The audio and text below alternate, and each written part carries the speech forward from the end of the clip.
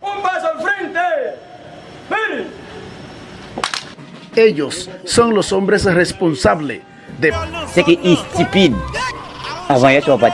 preservar la soberanía nacional en territorio fronterizo dominicano.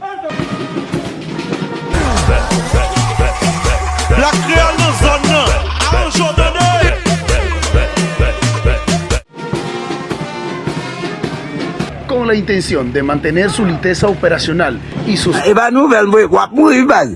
valores intrínsecos, la Tercera Brigada de Infantería del Ejército Dominicano realizó una parada militar en honor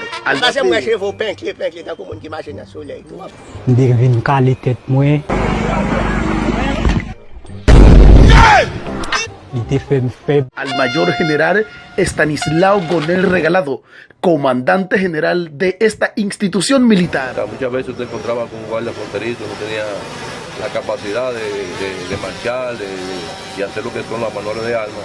Y estamos trabajando esto en todas las líneas fronterizas precisamente para animar y que ese soldado tenga el orgullo de todo lo que responda a un miembro de la Fuerza Armada. ¿Cuál ha sido el impacto?